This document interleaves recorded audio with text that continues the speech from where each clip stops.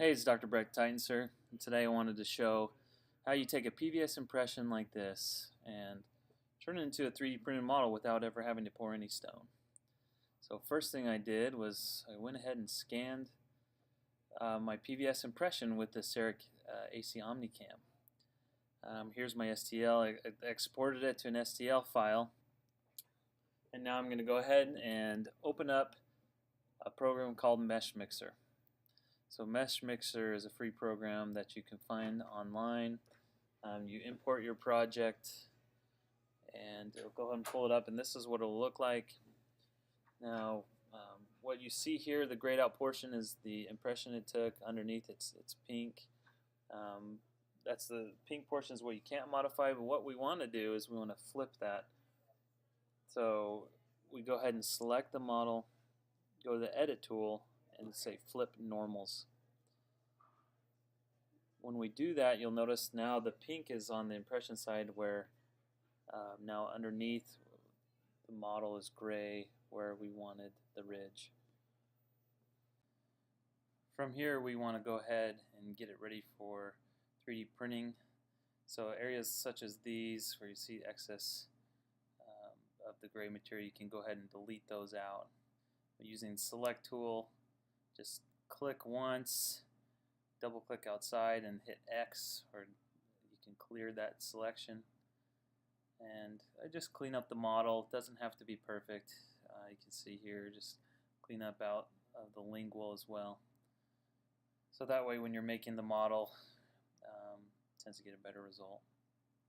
So now that you've cleaned up the model, you go ahead and select again, double click, that'll highlight the entire model. You go to edit and extrude.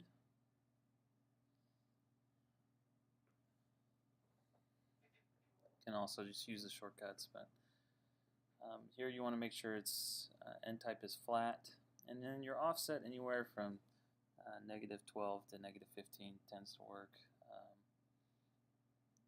You can take a look. You see we have a nice flat base that we can print. Be sure to hit the accept button before you click away, or else it will not save. Here you have the choice. There are ways to hollow out the model if you really want to save on resin, but that's for another video. Here, go ahead and just export it. You want to export it as an STL binary format. I'd like to just save it right there on my desktop. And then we're going to be using a Moonray to print this. I'll just kind of show you how it can lay nice and flat. Here's what it looks like now that we've added the base. So if you've ever had to pour up these impressions for whatever reason, you wanted to make something in your office, you know how much hassle and stone and what a mess it can make. This is an easy way, real nice with the software. You just select where the base is. It'll go ahead and lay it down nice and flat, position that right in the middle, and let's go ahead and see how long this print will take. Go ahead and you just use a gray resin. On better, it's looking about 2 hours 7 minutes.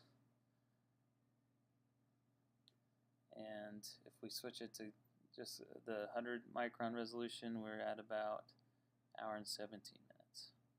So there you go. Easy way to switch it over. Won't have to pour any models, and you'll be much happier like I was when I figured this out.